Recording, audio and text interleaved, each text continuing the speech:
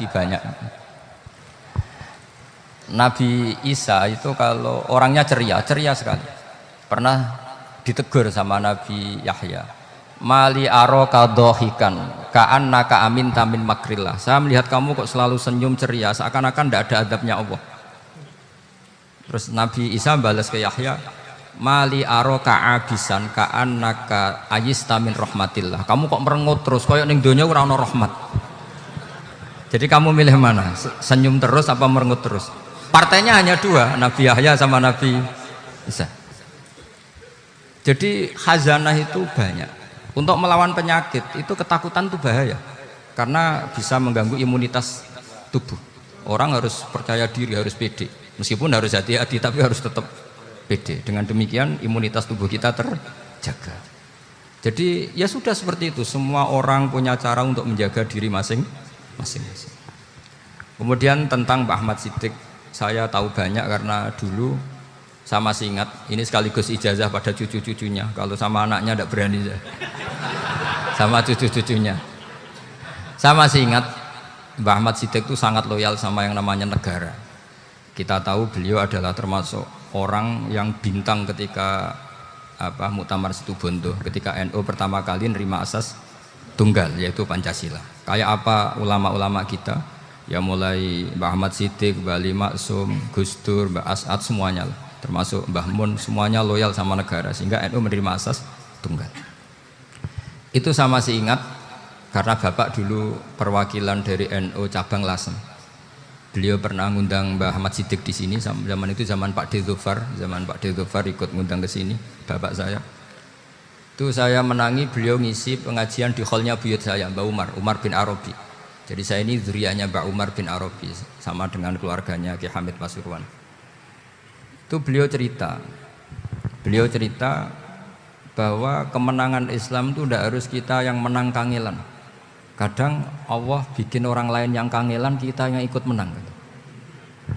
Jadi dulu kata beliau banyak ulama ketika kita diserang Jepang. Saya masih ingat, saya karena pas itu ikut ke Lasem, karena saya santri sarang, Mbah Mun ngisi di Lasem, saya ikut di Lasem karena saya masih keluarga.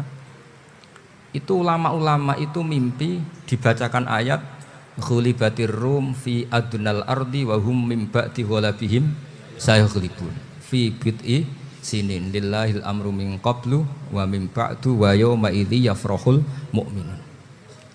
Itu dulu itu ada pertarungan besar antara kerajaan Romawi dan kerajaan Persia. Kita tahu Romawi itu Nasrani. Saya ulang lagi, Nasrani. Nasrani itu percaya adanya Allah, adanya Tuhan, dan percaya adanya kitab samawi.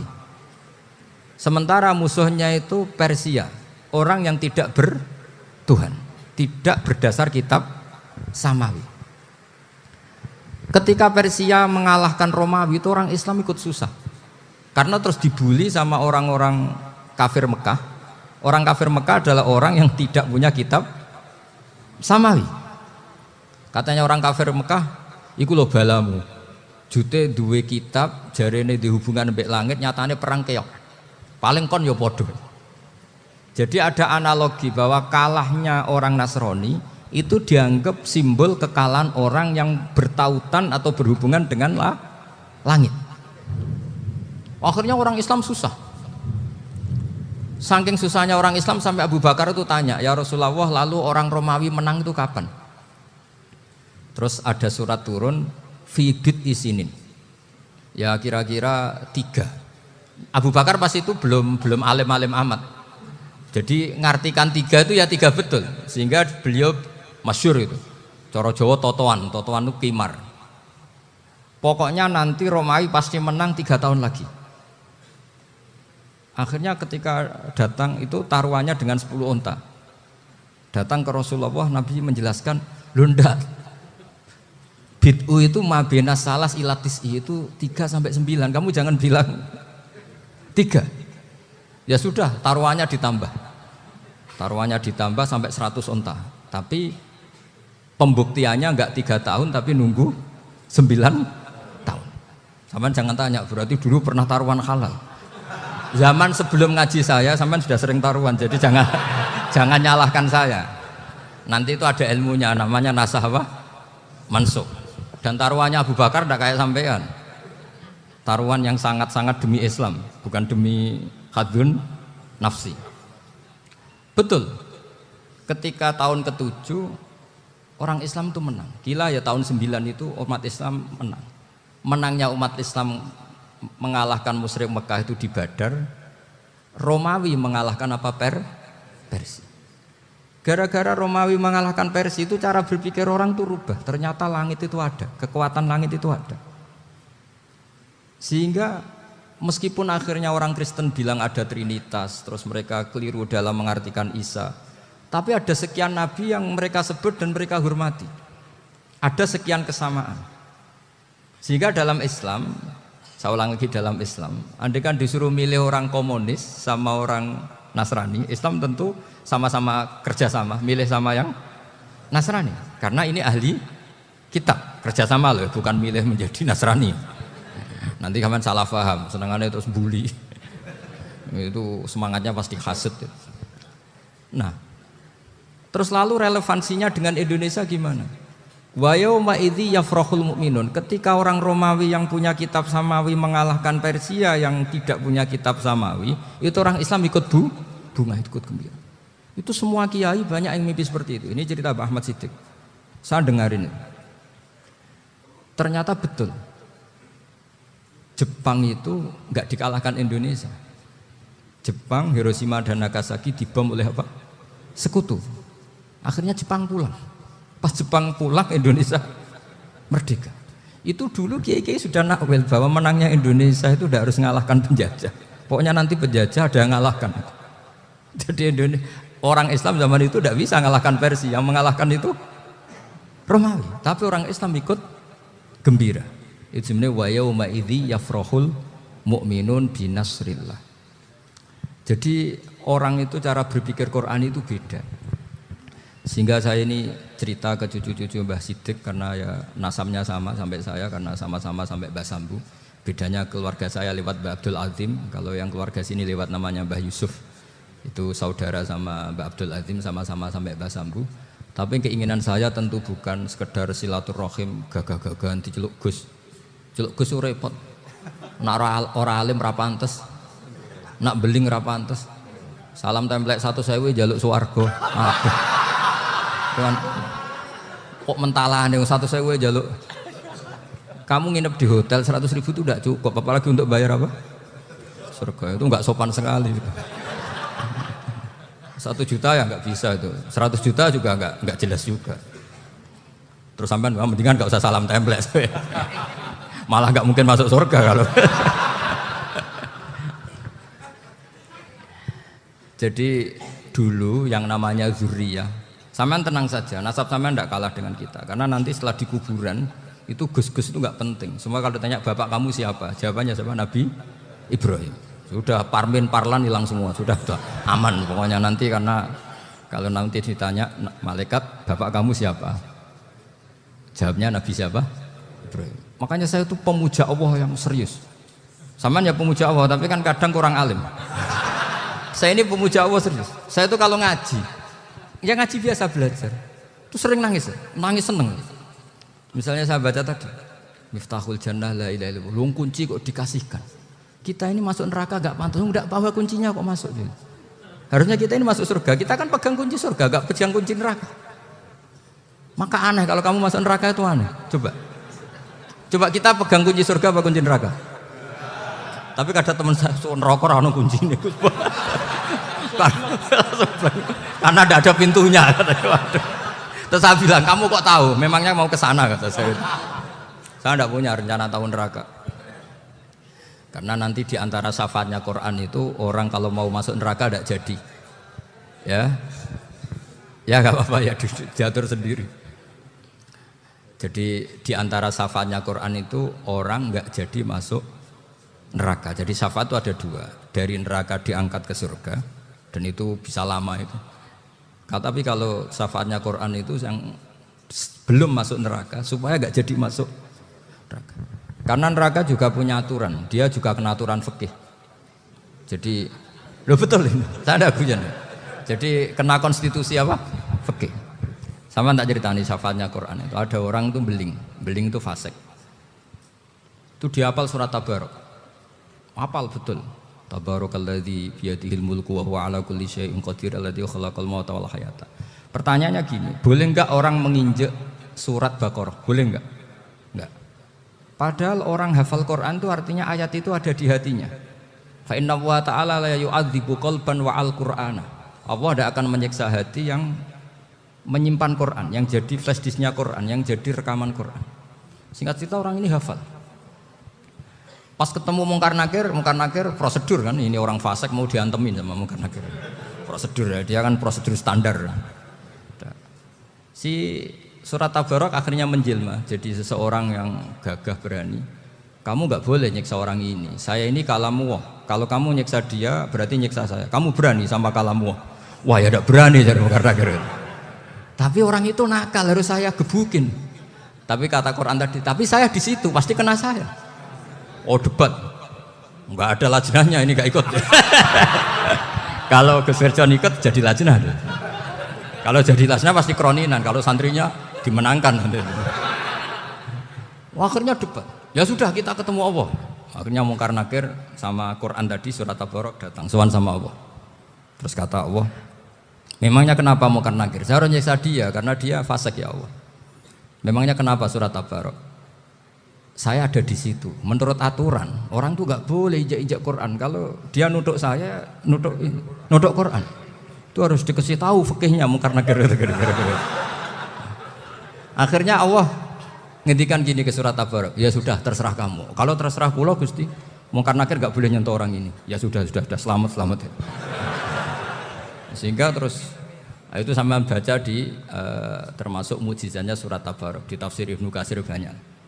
Karena tadi logikanya malaikat itu juga kena aturan fikih. Sehingga banyak ulama termasuk Said Muhammad ngendikan pertanyaan Mungkar Nakir itu tidak semua orang kena. Kalau semua orang kena nanti kalau tanya Nabi Muhammad, waman nabiyuka? Kacau kan jawabnya. Nabi kamu siapa? Lu saya ini nabi.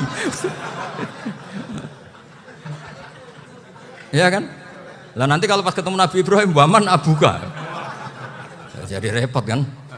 Makanya ada kiai yang guyon kalau ditanya marab buka, saya ini guru tauhid sembrono.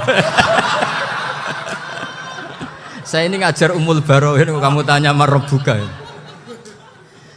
Masyhur itu keramatnya Imam Malik itu. Ada Ashabu Malik, rajulun min ashabi Malik. Beliau ditanya Mungkar Nakir marab buka manabi buka. Imam Malik datang, ini seumur-umurnya itu ngajar tauhid. Kok kamu bedai itu enggak sopan kamu. Dan kita berharap barokah sampean ngaji nanti itu. Yes. Malaikat itu anak sungkane gitu. Jadi itu ada gitu. Dan saya meskipun guyon itu serius. Bedanya orang alim sama ndak itu di situ. Kalau orang alim itu guyon itu masih benar, masih serius. Coba saya bacakan ayatnya. Ala inna auliya Allahi la khaufun alaihim wa lahum yahzanun. Terus lahumul busyra fil hayatid dunya fil akhirah. Artinya kalau Mungkar Nakir dengan penampilan garang gitu, berarti ada ketakutan apa enggak? Ada, padahal ciri utama walinya Allah tidak ada ketakutan. Makanya itu termasuk dalilnya Sayyid Muhammad, tidak semua orang alami seperti itu karena wali-wali itu la khaufun alaihim wa lahum yahzanun. Wah anak kiai ketemu karena kerja buat tidur wedek. Iku dreseke ora kok pertanyaan tok, nak konan santri piye? Lho isen wis kiai dihanjuti Mungkar Nakir. Malu gak kira-kira? Mesti plengaan konan santri piye? Nah jawabannya gampang karena pernah ngajar tauhid. Makanya Sayyidina Ali ini cerita ini ada di kitab Nurid Dholam. Sama lihat di kitab Nurid Dholam karangannya Syekh Nawawi Banten. Itu Sayyidina Ali itu ya, andekan orang biasa mungkin ya agak-agak hasut, tapi ini wali nggak boleh kamu katakan hasut. Dia itu mangkal sama Umar. Orang kok setiap orang pernah dibentak. Apa dia berani bentak Mungkar Nakir? Penasaran dia. Bagaimana kerengnya Umar itu berlanjut enggak gitu kira-kira. Akhirnya minta, ya Allah saya minta kasyaf. Ya karena yang minta Sayyidina Ali karena mau wajah dituruti sama kasyaf. Dilihat Sayyidina Umar pas meninggal itu. Jadi hasud itu ya kadang penting asal baik. Loh betul bahasa Kanjeng Nabi kadang la hasada illa fisnaten. Itu Nabi bahasakan ya hasad. Gus Firson saja yang nafsirkan ghobtoh itu kan gaya-gayanan sebagai ulama. Aslinya Nabi ngendikannya itu la hasada illa fisnaten. Ulama yang ganti itu namanya ghobtoh. Wong Nabi sendiri nyebut hasad kok kamu tafsiri laptop. Ya hasad ya. Hasad. Udah enggak usah ditakwil-takwil pokoknya gitu. Kalau sampean enggak percaya enggak apa-apa. Kok gitu aja kok repot. Karena sampean enggak percaya kemungkinannya dua. Satu enggak ngerti. Dua sama-sama alim kan dari awal kalau sama-sama alim kan laisa li alimin ayuqallida aliman akhor. Kita enggak perlu saling mengikuti. Ngapain hasud? Biasa aja. Akhirnya Sayyidina Ali kasih. Pas Umar bangun, setelah mati kan bangun, setelah meninggal bangun. Munkar Nakir datang dengan perang yang sangat garang. Itu digambarkan Sayyidina Ali matanya itu kal kidril ghali. Kayak apa? Kendil yang apa? Mengangang. Wah, seru. Sayyidina Ali senang, paling takut ini Umar. Senangnya bukan main, wah ini mesti takut Umar. Biasa. Ternyata enggak, Umar malah bangkit. Woi, Munkar Nakir ya. Kamu tahu menghadapi siapa? Itu betul ya? Kamu itu menghadapi temannya Ahabbal Khalqi ilallah. Yang diandalkan temannya bukan dia. Kamu tahu yang kamu hadapi, saya ini teman kekasihnya Allah. Jadi boleh kamu mengandalkan Mbak Virjon. Tapi nanti resikonya Munkar Nakir tanya, itu Virjon siapa? Wah itu masalah kan. Makanya syaratnya wali itu harus ma'rufun fis sama. Di langit sudah populer. Makanya dulu ada orang yang saking seninya Abdul Qadir ditanya apa saja jamnya Abdul Qadir Al-Jilani itu aman karena beliau populer. Makanya program kita harus populer dulu di langit. Nah, itu nanti kalau dicatut oleh santri-santri nggak apa-apa. Kalau nggak populer nanti dicatat, itu siapa? Masalah ini. Umar itu yang dibanggakan itu, kamu tahu saya siapa? Ya enggak tahu. Saya ini temannya kekasihnya Allah. Temannya Muhammad. Iya Muhammad Rasul. Wah mikir, waduh. Repot. Loh di dunia aja gitu kan temannya presiden, temannya panglima, apalagi ini temannya Sayyidul Awalin wal Akhirin. Di dunia aja bilang temannya presiden, menteri orang sudah takut, apalagi ini temannya Sayyidul Awalin. Hanya Munkar Nakir terus konfirmasi sama Allah, gimana ya Allah ini ngadepi. Sebetulnya diandalkan itu temannya, bukan dia. Wah, akhirnya sama Allah dibilang, ya bu, ya sama seorang seperti itu bu yang sopan. Terus semenjak itu Munkar Nakir itu nggak selalu berpenampilan seperti itu, sangat. Jadi semoga itu konsisten sampai nanti. Jadi kamu kalau ingin nggak takut Munkar Nakir, jadi wali dulu.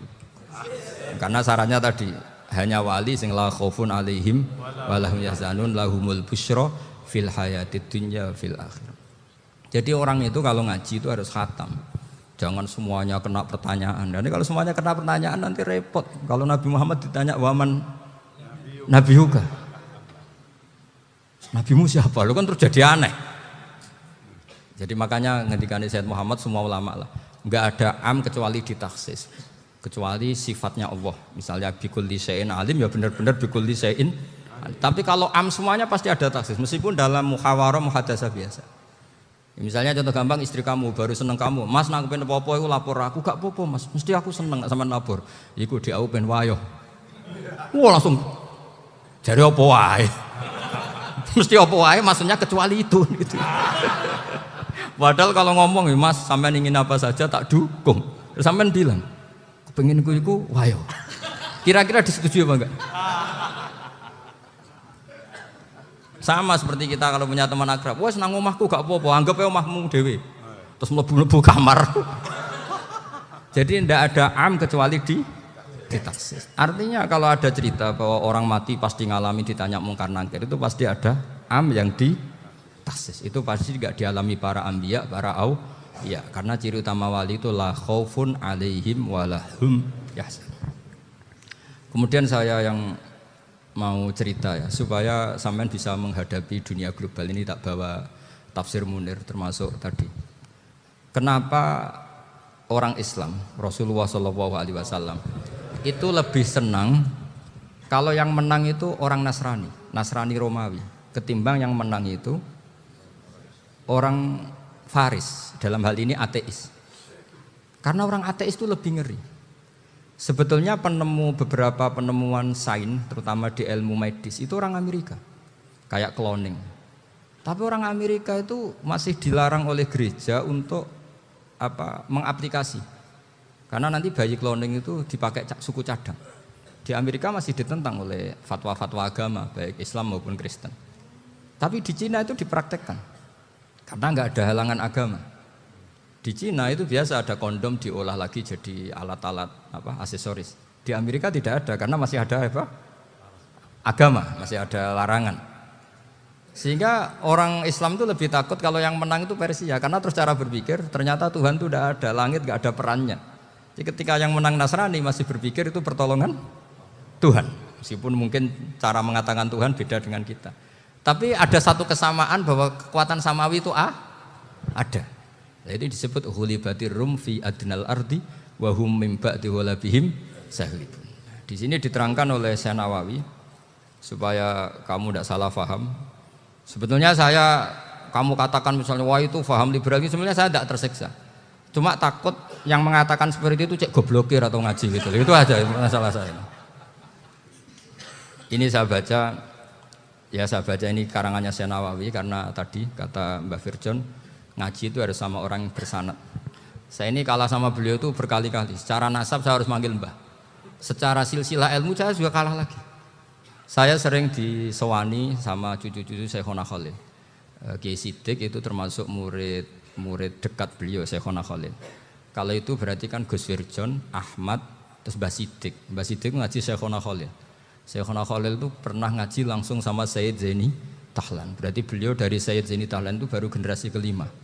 Sementara saya itu sudah ke-7 atau ke-6. Saya, Mbah Mun, Mbah Karim misalnya, Mbah Hashim, Mbah Mahfud Termas, Sayyid Abi Bakar Sato yang ngarangnya Anatul Talibin, baru Sayyid Zaini Tahlan. Berarti saya ke-7, kalah lagi.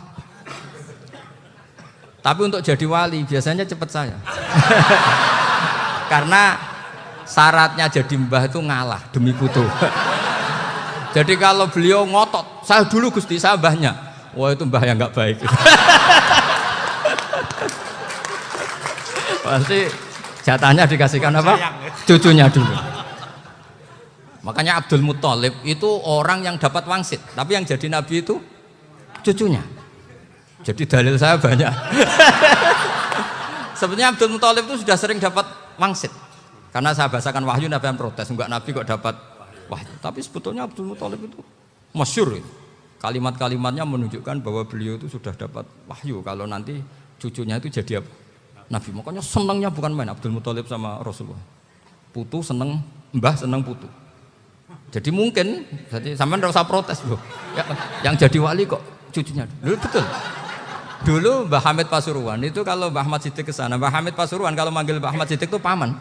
Tapi pamannya minta ijazah ke ponakan. Apa ya gara-gara itu memang. Kalau itu masih berlaku apa? Ngalah tadi. Kayaknya masih apa? Hawane masih. Hawane masih. Karena melihat tren-tren langit masih gitu kayaknya masih. Masih itu. Ya, tapi mbahnya tetap dapat jatah, tenang saja nanti. Tapi memang sebaiknya mbah itu legowo. Rasulullah Muhammad SAW itu terkenal min dzurriyyati Ibrahim. Tapi kata Rasulullah, ana dakwatu Ibrahim wa bisyaratu Isa. Aku nganti ngene iki barokah dongane Nabi siapa? Ibrahim. Jadi dongane Nabi Ibrahim ya tiba teng putu. Jadi banyak bukti bahwa jatuhnya ke putu gitu. Tadi saya di kamar sama beliau berduaan. Nih Mbah sing dadi wali dhisik ndi? Aku wae Mbah. Cocokan tadi. Nah, kenapa saya akhir-akhir ini gulirkan daftar wali? Kenapa? Saya ini resah ya, orang sudah ingin dicintai pejabat, dicintai tetangga, dicintai teman. Tapi kadang-kadang orang lupa lagi dicintai Allah. Makanya saya meskipun guyon, tapi ini amdan, bukan sahwan. Supaya orang punya cita-cita lagi jadi wali, ingin dicintai Allah. Kita ini terlalu lama ingin dicintai makhluk, Mbok ya naik kelas sedikit lah. Ingin dicintai Allah Subhanahu wa Ta'ala. Meskipun saya guyon, tapi tadi guyon saya tuh lebih serius ketimbang serius Anda. Karena tak pikir. Saya tuh kalau pergi itu seneng ngebis, bukan karena saya tidak punya mobil, tapi saya sering mau butuh itu supaya nggak diganggu. Karena saya tuh harus punya waktu sendiri. Kalau bis kan ketemu orang nggak kenal, tapi sekarang ya agak susah, banyak yang kenal. Dan susahnya lagi gak minta ijazah, minta foto. Aduh. Repot tuh. Mau dibenci itu umatnya Rasulullah Shallallahu Alaihi Wasallam. Mau disetujui itu sanatnya mana? Kalau ketemu orang alim minta apa? Foto. Itu nggak ada sanatnya. Nggak tahu saya itu mazhab dari mana itu. Ya mazhab milenial yang jelas itu kan. Ini tak baca ya biar dapat. Karena ini kenangan saya sama Mbak Ahmad Siddiq. Saya masih ingat betul beliau ngisi hallnya Mbak Abdullah bin Umar, berarti abahnya Mbak Hamid. Karena mbah saya itu Fatimah binti Khalid bin Umar. Kalau Mbah Hamid itu Hamid bin Abdullah bin Umar. Itu saya masih ingat betul zaman itu Mbah Hamid setiap hall di Lasem itu rawuh dan saya derek mbah saya karena masih misanan datang ke Lasem. Itu beliau pas itu ngisi sama Mbah Mun. Mbah Mun masih muda, Ki Ahmad Siddiq sepuh senior. Itu beliau cerita bahwa dulu ketika Indonesia dijajah Jepang itu para kiai mimpi dibacakan ayat Khulibatir Rum fi adnal ardi wa hum mim ba'di walabihim. Terus ada kiai yang tanya, takwilannya gimana? Ya nanti Jepang pulang bukan karena kita yang mengalahkan, tapi Jepang ada yang mengalahkan sendiri, meskipun tidak kita. Kayak dulu Faris tidak dikalahkan Islam, tapi dikalahkan Romawi, tapi yang senang umat Islam. Wa yauma idzi yafrahul mu'min.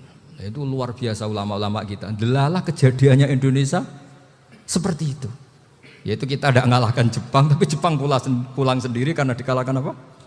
Sekutu. Ya ini saya baca. Ini tidak usah dicek bacanya benar apa enggak. Sudah aman apa? Aman. Karena kalau saya salah itu ya sengaja. Artinya ya sengaja. Ya biasa maksudnya. Saya kemarin ngisi di Pondok Peloso, di Pondok Al Munawir Jogja. Salah itu ada dua. Ada salah yang memang benar-benar salah. Itu enggak apa-apa, bisa dimakfu. Karena mesti sangke wong goblok salah yang terus itu. Ada salah bawaan ilmu, itu repot tuh dadan ini.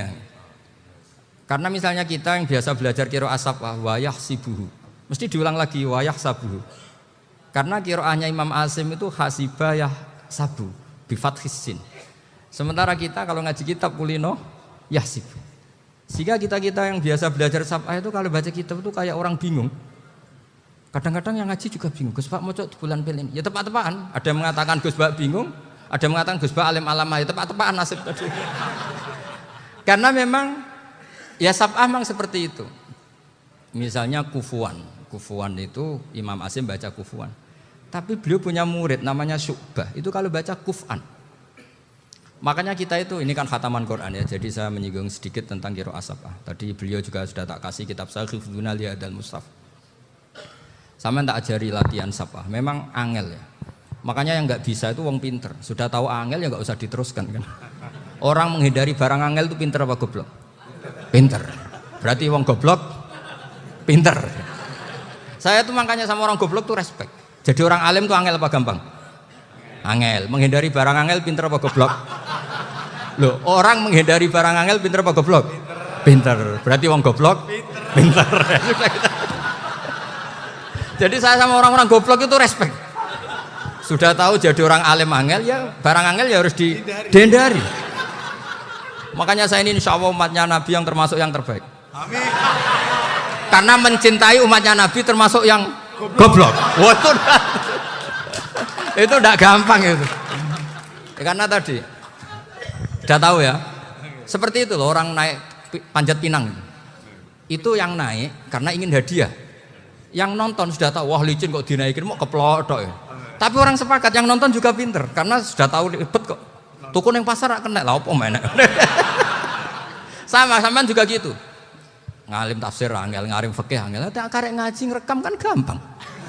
Itu pinter apa goblok? Pinter. Iya. Makanya kula niku mbok burohno ngono tok. Saya tadi dinasihati Mbak Firjon muga-muga hati saya selamat. Saya itu meskipun kata orang banyak muhibin saya banyak, tapi saya insya Allah tidak riak. Saya itu pakai kitab namanya Tasbidul Fuad, itu karangannya Said Abdul Al-Haddad. Ketika beliau punya muhibin banyak ditanya, bagaimana ya Habib Anda menjaga hati Anda? Jamnya Said Abdul Al-Haddad itu unik. Innama azzamu Allah. Mereka itu sebenarnya menghormati Allah. Cuma butuh sarana, dan itu saya. Jadi saya tahu sampean semua itu mencintai Quran, mencintai sunnah Rasul, mencintai hadis-hadis Rasul. Cuma sampean kan karena nggak paham, terus manfaatkan saya. Jadi sebenarnya saya ini korban. Gitu. Korban. Jadi saya mau riak gimana? Korban kok mau. Bangganya di mana tuh? Coba sampean misalnya ngaji tafsir, belajar sendiri kan susah. Terkibnya susah, maknanya susah. Bahkan beli kitabnya kadang tidak kuat. Loh, untuk jadi alim tafsir itu kan harus beli kitab. Loh, saya sering belajar kitab itu jutaan. Tafsir Tobari, saya pernah beli kitab Fakhrur Razi itu berapa coba? 27 jilid. Karangannya Fakhrur, belum karangannya ulama modern, Imam Sa'rawi. Itu berapa jilid? Itu jutaan. Saya kemarin juga dihadiahi kitab Pak Quraish Shihab namanya Faidul Bari fi Syarhil Bukhari. Pak Quraish Shihab yang terkenal. Dia sering diskusi sama saya. Saya ngasih hadiah beliau ngasih hadiah saya. Oh itu harganya nggak kuat. Dadak kuat kadang di Indonesia nggak ada coba. Dan sama orang hebat menghindari kesulitan itu. Nah kesulitan itu, sebab ngaji ikut, kalau nggak paham dirukok rekamannya sudah gitu. Pinter mana sampean sama saya? Pinter sampean kan? Bikin sosis susah, beli aja kok repot kan? Nah, makanya nggak boleh orang bilang, wah aku goblok reso tafsir, aku wong pinter. Makanya nanti kalau saya ketemu Nabi tidak termasuk orang yang mentahkir orang Islam. Kafa bil mari isman ayah kira akhahul muslim. Jadi cukup orang itu dosa kalau menyepelekan orang Islam. Termasuk darani sampean goblok itu dosa. Caranya enggak darani goblok ya tadi di logika tadi. Alim itu angel. Ngendari angel itu pinter. Berarti wong bodoh. Pinter ya sudah gitu. Tapi tetap bodoh. Tapi ini satu cara untuk saya respect gitu. Coba orang yang ngaji tafsir saya banyak, mungkin ribuan. Itu sebetulnya mencintai Quran. Karena Quran adalah kitab suci yang panduannya umat Islam. Sangat mencintai Quran. Terus kemudian mereka nggak paham. Terus mencari orang yang memahamkan. Burohno lah cara Jawane ini. Terus keren saya itu di mana coba? Lah terus mereka kurang ajarnya gini, kalau paham itu ya alhamdulillah paham. Kowe nak ngaji Gus Bae ngono tok. Tapi nek ora paham, ora nyalano akal ya. Mari Gus Bae nerangno cepet, mulane gak paham. Ora kok nyalano teke sing lelet. Oh itu kan Masya Allah, naudzubillah. Sebetulnya tingkat kurang ajarnya tinggi Gus sebenarnya. Jadi kalau nggak paham itu kadang nggak nyalahno uteke. Kayak mau misalnya, mau mari mikir aja jelas. Padahal misalnya jelas orang mesti paham bodoh. Paham ya? Jadi kata Sayyid Abdul Haddad, innama azzamu Allah. Sebenarnya mereka itu sangat menghormati Allah. Makanya kita nggak perlu mengatakan wasilah itu kafir, nggak akan. Karena orang tawasul sama Rasulullah itu ingin dapat ridhonya Allah lewat orang yang dicintai Allah. Kita mencintai wali sebenarnya, wah itu kekasih Allah. Kita mencintai itu karena mencintai Allah. Sama seperti gini, kamu mencintai kangkung apa enggak? Sebenarnya sama sekali enggak. Tapi kamu ingin sehat, ada asupan gizi. Kamu ingin tubuh kamu sehat, butuh asupan gizi. Kemudian kamu makan kangkung. Apa terus kamu cinta kangkung kan enggak? Cinta kesehatan kamu sama. Orang yang mencintai saya sebenarnya ingin kepuasan rohani. Saya kan termasuk kiai yang torekonya gampang. Ini swarga kan akhirnya penggemarnya banyak. Coba kalau kamu neraka. Jadi sebetulnya Anda mencintai kepuasan Anda sendiri. Nah, saya ini korban.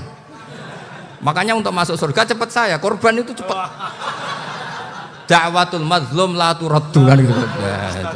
Laisa bainahu wa bainallah hijab. Jadi saya kalau donga langsung seret langit. Karena mazlum.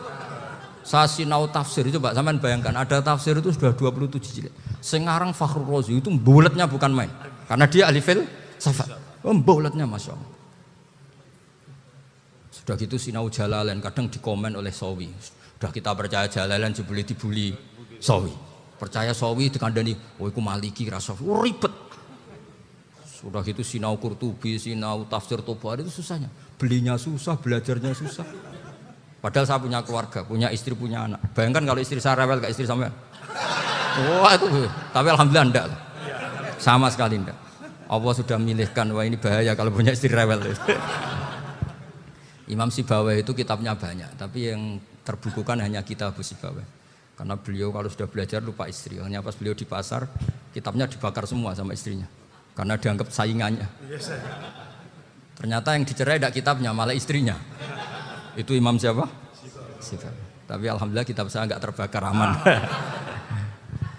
Saya teruskan ya. Jadi untuk menjaga riya dilatih innama azzamu Allah. Sebenarnya mereka itu menghormati Allah. Sehingga wasail-wasail itu sebenarnya enggak pernah jadi subjek, pelaku utama enggak.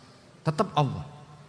Sebab itu kata Sayyid Muhammad, kamu kok mengatakan wasilah itu kafir itu gimana? Ketika innallaha qad ba'atsa lakum taluta malika. Talut itu ya manusia. PD-nya itu apa? Inna ayata mulkihi ayyatiyakumut tabut fihi sakinatum mir rabbikum wa baqiyatum mimma taraka alu Musa wa alu Haruna tahmiluhul malaika. Jadi beliau PD itu kalau bawa sunduk semacam peti sakti, sing di situ ada baqiyatum mimma taraka alu Musa wa alu Haruna tahmiluhul malaika. Ya kayak semacam jimat ya. Tapi saya bukan mensyariatkan jimat enggak, karena nanti banyak penjual yang pembohong juga gitu loh. Cuma cerita, kamu tidak usah mengatakan kafir. Dulu Tolut PD-nya kalau bawa sunduk semacam peti kesaktian yang di situ ada baqiyatum mimma taraka alu Musa wa alu Haruna tahmiluhul malaika. Sehingga Khalid bin Walid meskipun beliau sahabat dan menyaksikan wajah Rasulullah sallallahu alaihi wasallam, itu bawa sya'aratun min sya'aratihi Rasulullah sallallahu alaihi wasallam, bawa rambutnya Nabi. Perang kemana-mana itu diletakkan di pecinya. Nanti sama tanya lagi, masa pakai peci Khalid bin Walid itu? Wah panjang, sampean itu repot. Sampean tak warai ngaji usul fikih. Usul fikih itu kalau ngaji itu ada istilah tangkihul manat. Ini mestinya wilayah yang kita bisa berdebat sama Mbah Firjon. Dulu itu musuh saya karena saya makili Anwar, beliau makili Peloso. Tapi tahu-tahu kalah tua terus saya mengundurkan diri. Di fikih itu ada istilah, ada tangkihul manat, ada tahqiqul manat, ada tangkihul manat. Tangkih itu kira-kira gini, lafadz hadis itu dibuang sekian untuk tahu bahwa itu madarul hukmi. Misalnya gini, tak beri contoh paling gampang.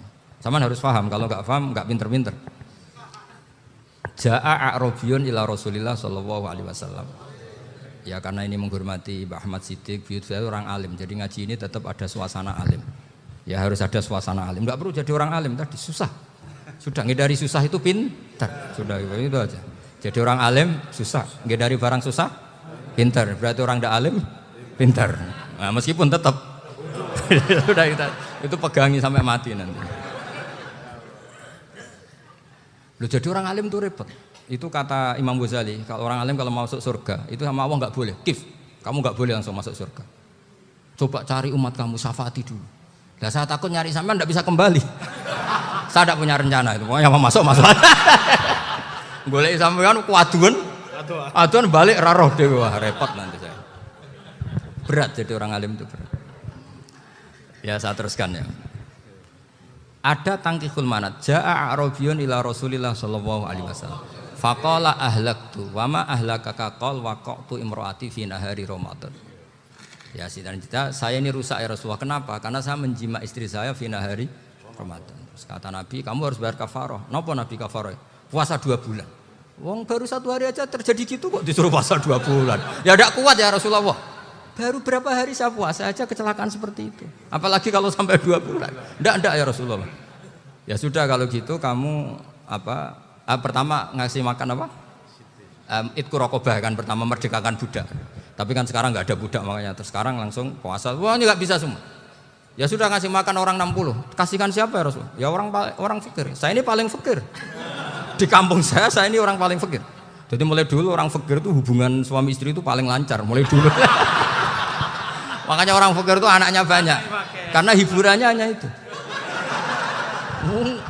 Wong Ramadan aja.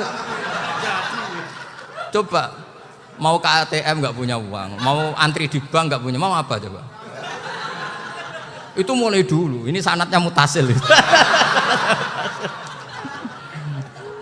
Wah, akhirnya sudah sanksinya kan tadi ya itqu raqabah atau puasa 2 bulan berturut-turut atau ngasih makan 60 orang miskin. Lalu kata ahli usul fikih, kata a'rabi dibuang, nggak menjadi catatan hukum. Orang kota pun kalau melakukan itu juga kena sanksi yang sama. Imro'atau juga dibuang. Andai kan itu dilakukan untuk amatnya juga ketentuannya sama. Nah sekarang perdebatan antara Imam Syafi'i dan Imam Malik begini. Sekarang pertanyaan gini, jima istri itu hukumnya boleh apa haram? Boleh kan? Lalu kalau ada orang tanpa udzur kemudian makan siang-siang, cara Imam Malik hukumnya sama, harus kena sanksi yang sama. Karena sama-sama hadku hurmati Ramadan bi ghairi udzrin syar'iyyin. Sama-sama merusak hukum Ramadan tanpa udzur syar'i. Lu jima itu tidak zina. Kan hukumnya jaiz.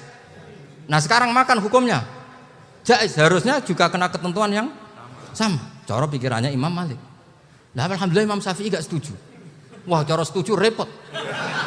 Bahkan orang-orang Syafi'i sudah punya khilaf, kalau gitu minum dulu. Iya, biar enggak kena. Iya, biar iftarnya pakai minum. Setelah minum baru jima kan. Ini sudah menyiapkan khilafnya. Ini khas Syafi'i ini, bongsong rekayasa hukum. Nanti bisa belajar jauh cara ngakali hukum. Makanya guyonan yang masyhur Gus Dur itu gitu. Ada seorang kiai atau Gus lah, ya punya salah, namanya manusia kan punya salah, entah cangkruk entah apa, pokoknya punya salah. Ada wartawan yang ngiranya semua kiai itu orang suci, sehingga tanya sama Gus Dur, Gus itu ada kiai kok, ya pokoknya salah lah. Tapi jangan bayangkan dosa besar, enggak, kecil-kecil aja. Itu gimana itu? Padahal kiai kan orang suci. Jawabnya Gus Dur lucu. Ya justru yang boleh salah itu para kiai. Kalau kamu nggak boleh. Loh kok bisa Gus? Karena mereka tahu caranya tobat. Repot. Kalau kamu nggak tahu caranya. Sama pelanggaran hukum itu ya harus pakar-pakar hukum. Ya. Itu yang tahu caranya rekayasa. Kalau kamu ya kena pasal kan ya. Jadi kamu jangan niru saya ini punya sekian cara untuk kembali. Nah, itu namanya khilaf. Makanya kata Sayyid Muhammad, kamu tidak usah anti khilaf. Karena Abu Hanifah itu membolehkan khilaf, kitabul khiyal. Yang penting kamu soleh dulu. Setelah soleh nanti Allah maklumi. Soleh dulu, syaratnya soleh dulu. Kalau tidak soleh jangan. Contohnya gini, ada orang mau puasa lemes sekali, mau makan. Gampang. Kalau langsung makan kan kayak hadku hormati Ramadan biwiri udrin sarian. Aku langsung mau jembera sowan Mbah Firjon. Sudah status saya apa? Musafir. Ya sudah, berangkat aja sampai Tuban makan. Nanti kalau nggak jadi ya nggak apa-apa sudah. Kan mulai pergi sudah musafir. Saya tidak tahu nanti malaikat tertarik gebuki nggak tahu. Tapi itu ada khilafnya. Asal soleh. Karena kata Sayyid Muhammad dan semua kitab mengatakan itu. Kalau sama nggak tahu ya kebablasan. Nabi Ayub, nabi yang terkenal Gudiken itu siapa? Ayub ya. Nah, itu yang Israiliyatnya kan seru lah. Gudiken dikukur bek kreweng itu terlalu lah kalau itu. Untuk kreweng konti, ning Arab ora kreweng itu sudah masalah itu. Singkat cerita, Nabi Ayub ketika diasingkan kaumnya itu kan nggak punya sumber makanan. Lah orang lelaki itu mulai dulu egois. Istrinya Nabi Ayub itu cantik sekali, udah cantik, rambutnya bagus. Makanya kamu nggak usah tanya kenapa istrinya Kiai banyak yang cantik. Ya, warasatul anbiya, nggak boleh gitu. Kalau nggak cantik ya warasatul anbiya dari segi balak.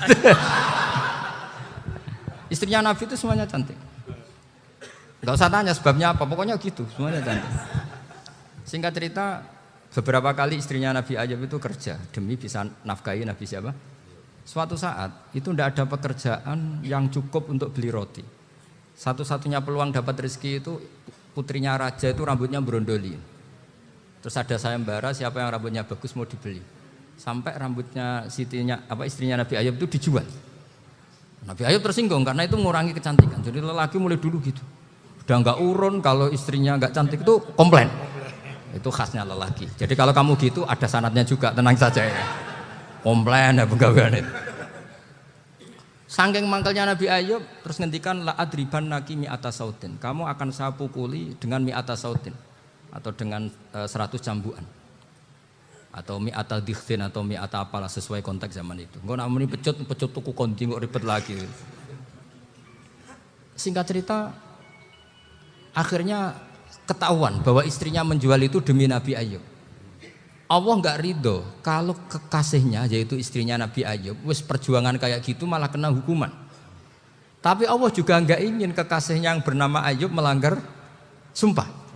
Padahal beliau sudah sumpah wallahi demi Allah nanti tak pukul dengan 100 kali. 100 kali dengan lidi lah misalnya, contoh yang gampang tuh lidi. Akhirnya sama Allah dikasih satu solusi.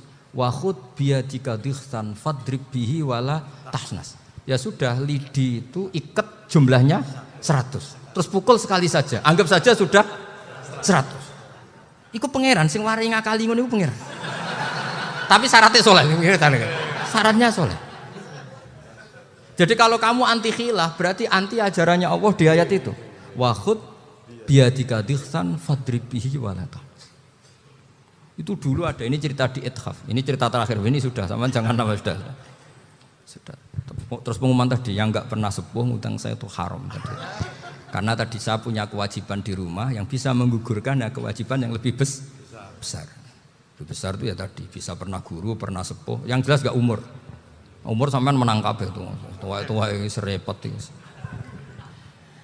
Ada raja itu ganteng kaya, senengannya nikah perawan cantik. Itu semua kampung mesti kenal. Mungkin digilir atau gimana pokoknya. Suatu saat ada pemuda suka sama perempuan yang di kampungnya, cantik sekali. Kemudian pemuda ini ternyata pekerja di kerajaan itu. Tiap hari ditanya, wah itu yang di kamu yang cantik siapa? Mau saya nikahin gini. Wah bahaya ini saingannya raja. Jadi yang dibidik pemuda tadi itu saingannya. Si raja ini orang yang namanya raja kan gengsinya tinggi. Kaifatang kihuha wa qad ra'aitu qad qabbalaha rajulun. Kok mbok nikah piye? Saya tuh pernah melihat dicium lelaki. Wah, gak mau. Gak gelem kadung ditambung lan waqat qabbalaha rajulun. Saya pernah melihat sendiri qabbalaha rajulun, dicium oleh lelaki. Wah, sudah gak minat raja langsung gak keren. Suatu saat pemuda tadi nikahi perempuan itu. Rajanya marah-marah. Kamu lelaki gak punya harga diri gini. Gak punya selera, gak punya harga diri, sudah pernah dicium orang kok tetap dinikah. Terus bilang ke raja, takrif manir rajul, lelaki itu siapa? Abuha. Kamu tahu lelaki itu siapa? Sopo? Abuha. Bapaknya. Saya kan hanya bilang rajulun. Pernah dicium lelaki. Lah pikirannya raja lelaki wis kowe-kowe ngene iki. Tapi butuhe canom mau raja ben gak sida. Itu aja tuh. Baru kayak digulirkan gitu waqat qabbalah rajulun. Wah enggak mau. Setelah itu suatu saat pegawainya tadi nikahi perempuan. Kamu enggak punya harga diri gini. Kamu tahu manir rajul apa abuha. Wah nak ngono aku gak apa-apa. Lah monggo sakniki wis bojo kula. Ora trimo wis diambung wis macam-macam. Lah itu namanya khilah. Apa? Khilah. Kalau di Balawa disebut tauriyah atau apa. Tapi saya tidak ngajari sampean seperti itu. Sudah pinter sebelum saya ajarin. Bangsa ngakali kan sudah pinter. Ya ini terakhir tak baca Arabnya saja nanti. Bismillahirrahmanirrahim. Biar dapat barokahnya Syekh Nawawi juga barokahnya guru-guru.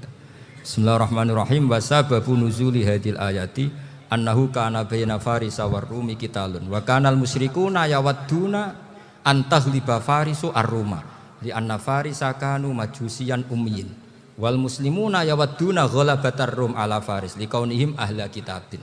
Jadi zaman dulu orang Islam lebih senang kalau yang menang itu orang Nasrani. Kalau bandingannya ateis. Karena bagaimanapun percaya kekuatan langit. Sementara orang ateis sama sekali tidak percaya kekuatan. Apapun bedanya kita dengan Nasrani itu ada kesamaan, yaitu percaya adanya kekuatan langit. Sehingga ketika orang Romawi kalah itu orang Islam ikut susah.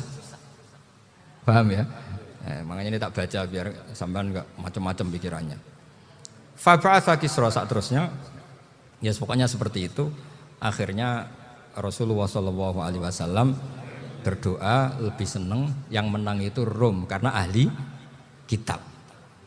Artinya apa? Kemenangan ahli kitab adalah kemenangan makhluk atau hamba Allah yang mentautkan kekuatan kita di bumi dengan kekuatan langit. Makanya saya berharap selain kita ikhtiar medis, kita harus memperbanyak istighfar. Bagaimanapun semua itu dari Allah Subhanahu wa ta'ala. Kita menghormati negara dengan ikhtiarnya, tapi saya mohon sekali kita juga istighfar, karena semua itu juga ditentukan oleh Allah, oleh langit. Ya, saya kira demikian. Assalamualaikum warahmatullahi wabarakatuh.